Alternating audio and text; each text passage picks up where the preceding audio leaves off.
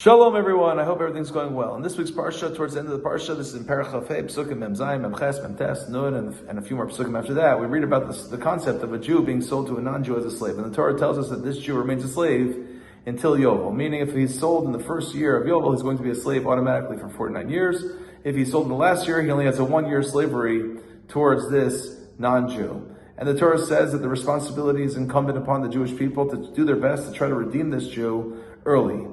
In order for the Jew to be redeemed early, they have to pay fair compensation to the non-Jewish slave owner. It's not fair to redeem him for less than his value. In order to figure out how much value, you have to know how many years are left until Yovel. The Torah says in Pasuk Nun, Perek Chafei Pasuk Nun, V'chishav in koneu, mishnas himachro lo ad shnas Yovel, le'al kesef mimkaro b'mispar shanim, kimei sachir yeh imo, which translates to mean, he shall make a reckoning with his purchaser from the year he was sold to him until the Jubilee year. Find out how many years from the time he was sold until Yovel, and then you divide those number of years into the total cost of the slave. You figure out how much the slave was being sold per year. The money of this purchase shall be divided by the number of years. It shall be regarded with him like the years of a laborer. So basically, you figure out how many years are left until Yovel, and then you redeem depending on how many years. So if I want to redeem the slave in the first year or the second year, so it's going to cost me a lot more. If it's towards the end, it's going to cost me a lot less. It's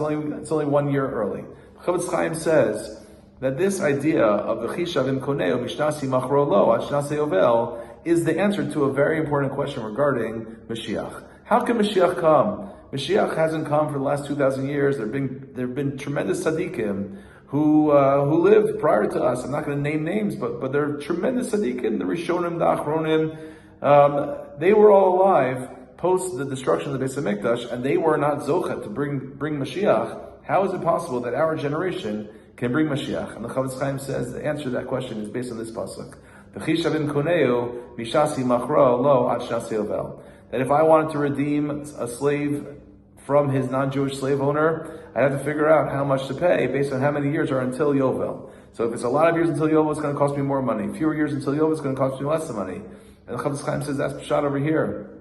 If I want to bring Mashiach, if we want to bring Mashiach, we want to bring Mashiach 2,000 years before he has to come, or 3,000 years before he has to come, so it's going to cost us a lot more in terms of zechuyos.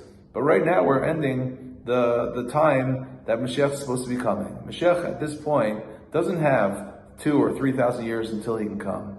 We're talking about a few hundred years. At this point, Mashiach doesn't cost as much money, doesn't cost as many zechuyos, and that's why we have hope that we can bring Mashiach even in our generation. We're not as great as the earlier generations, but it doesn't cost as much money, and that's why there's hope for us to bring Mashiach. If I could share a very quick story, there's a story that Rav Moshe Lichtman quotes in his Sefer, A Drop in the Ocean. It's a story that he heard from Rav David Fuchs, who was a Rabbi in Eretz Yisrael, who said the following: "My younger sister once taught me how to be prepared for the Geula. About 40 years ago, we were still in the States, and my younger sister was to be engaged. That engagement was supposed to be on a Sunday, and we were all together for Shabbos. The chassan was learning in Baltimore at the time. He was supposed to arrive for the engagement on Sunday. On Motzei Shabbos, my sister said to me, 'We're going to the airport.' 'Why?' I asked. 'Because he's coming,' she said. 'Did he call?' 'No.' 'Did he send a telegram?' 'No, but he's coming.' I supplied her with at least 20 reasons why he wouldn't be coming that night, primarily because I was too tired. 'He's coming,' she said. 'We're going.' How could I turn down my younger sister who was about to be engaged?" So he drove to the airport. At that time, there was only one airport in Chicago, Midway Airport, and each airline had its own terminal and its own landing strip, each one being miles apart from the other. And if you were greeting someone, you had to know which airline he was coming on. 'Don't worry,' she told me, 'we'll find out.' She took out a little notebook and we went from terminal to terminal. At each one, she recorded the flights that were coming in from Baltimore that night and their arrival times. Altogether, there were 14 possibilities. She took out another piece of paper and listed them in order of their arrival times, and we started our journey. I take her to TWA terminal, a plane lands, he's not there. We get back in the car, we drive to the other end of the airport, to the American Airlines terminal, a plane lands, he's not there, and we're off to the next terminal. I'm getting tired, it's close to 3 o'clock in the morning, and I say to her, 'Dear sister, we've been here for so many hours, 12 flights have landed, and he didn't come because he's not coming, let's go home.' She looks at me and she says, 'I don't understand you. At the beginning of the night, there were 14 possibilities, now there are only 2. He has to come now.' And he came. I remember standing there astounded. Maybe that's the way we have to be prepared for Mashiach to arrive. It's impossible to deny. In some small corner of our hearts, we feel it. My great-great-grandfather said, 'I will wait for his arrival every day.' My great-grandfather said it, my grandfather said it, my father said it, and for many years I said it. But he didn't come. Maybe sometimes one feels, just like they waited for him and he didn't come, I'll wait for him and he won't come, God forbid. My sister taught me to look at it differently. 2,000 years ago, how many possibilities were there for him to arrive? After 1,000 years, the possibilities narrowed. After another 500 years and another 200, he has to come now. It's impossible any longer. And that's the same idea with the Chishav Koneo. We're so close to the end that it's not, we're not asking that he's going to come much earlier.